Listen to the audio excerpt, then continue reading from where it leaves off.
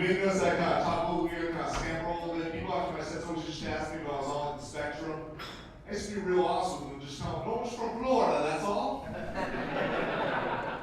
Because you see, I grew up in Florida. When I grew up in Florida, I moved around talking like this, always made me the talk of the town, the good old boy.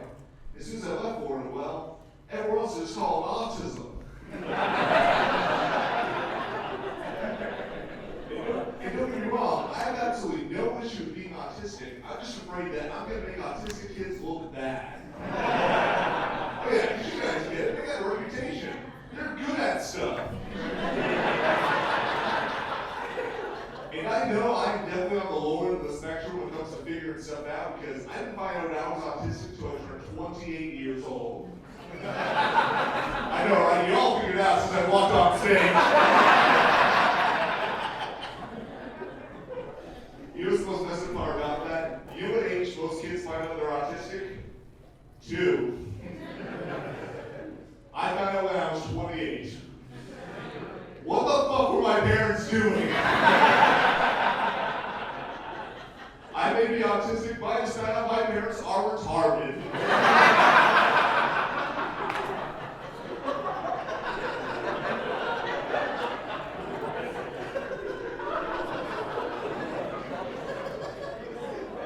I didn't really grow up in Florida before I moved over here to Vegas. I quickly realized when I moved over here to Vegas that there's a lot of similarities and a lot of differences between living in Florida and living in Vegas. For example, some of the similarities, drinking and driving in Florida and drinking and driving in Vegas are both just called driving. And when your food gets stolen in Florida and when your food gets stolen in Vegas, in both places it's just called DoorDash. And people in Florida and people in Vegas are both on what are called plant-based diets. It's called cocaine. Oh yeah, there's a lot of cocaine in Vegas.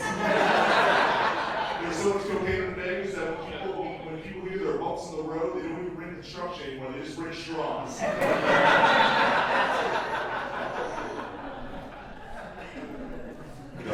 are definitely some big differences though when you grow up in Florida and grow up in Vegas.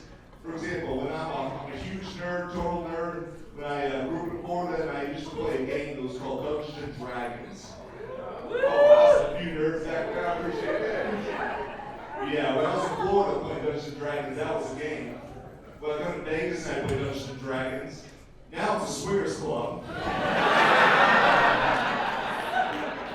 Smaller dragons, though.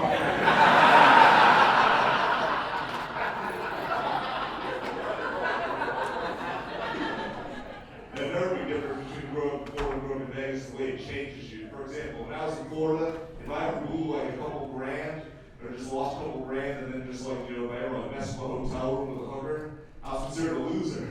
But Vegas changed you, man. When I pulled that off in Vegas, now I'm a rewards member.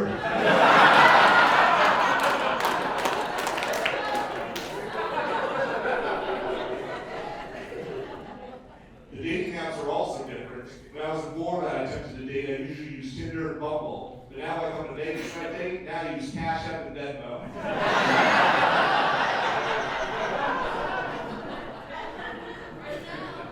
The biggest difference, hands down, though, is the strip clubs. Easily the strip clubs. Because, for example, when I go to a strip club in Vegas, you should see like adult film stars with the headliners on stage. But when you go to a strip club in Florida, well, you should just go there and support my mom.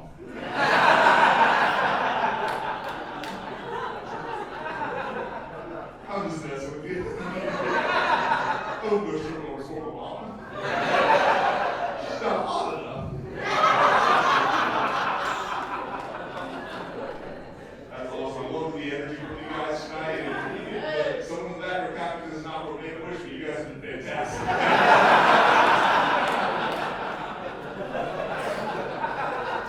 Well, that's more retarded jokes. Yeah, I know that I'm definitely on the lower end of the spectrum. Like, I know I look like I should be good at shit, dressed up here looking fly as fuck as I am right now. I am definitely not good when it comes to figuring stuff out. Like, people all the time when they hear I'm autistic, they always ask me to fix their technology. I just gotta be real awesome. I'm like, guys, if you ask me to fix your computer, I'm just gonna charge you more porn on it before.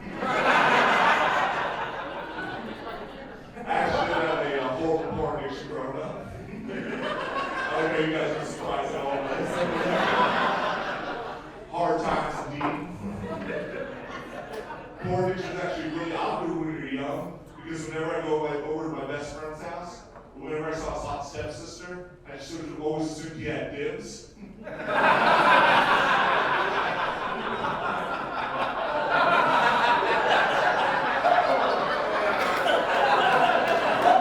It's even more awkward when you're an adult because now you have data that you gotta worry about. I watched Pinocchio just one time on Disney Plus. Next thing I know, my porno, I got 6 straight pages worth of marionette puppet pornography. And I was looking at my selection, I'm like, as a millennial, how am I supposed to enjoy this? All my relationships are no strings attached. I've actually watched so much porn that now my categories are getting way too specific on me. I once came across a category called Irish redhead stepdancer porn with common breaks. I won't go into too much detail with the video. I'll just say it's the worst case of ginger snaps. Maybe also notice I got kind of this weird twitch and stuff while I'm on stage. There's both a pro and a con comedy on the spectrum. On one hand, it's always good because if everyone my jokes doesn't land, I always got one hand clapping for me. But on the other hand, it makes it very hard for me to talk to women because, well,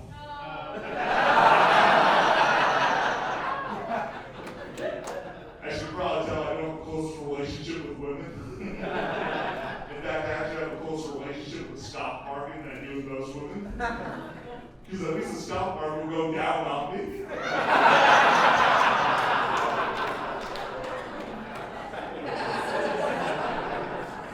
And I know you guys are just listening to my set right now, you're thinking this is the most awkward episode of Miami Vice you've ever been to.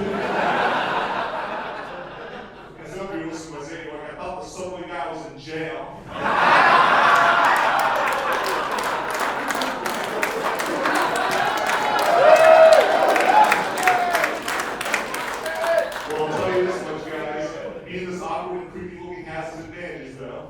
It makes me the perfect Uber driver. Because when you see a guy like me giving you a ride, you know you're going to your final destination. Y'all been great. This is your host.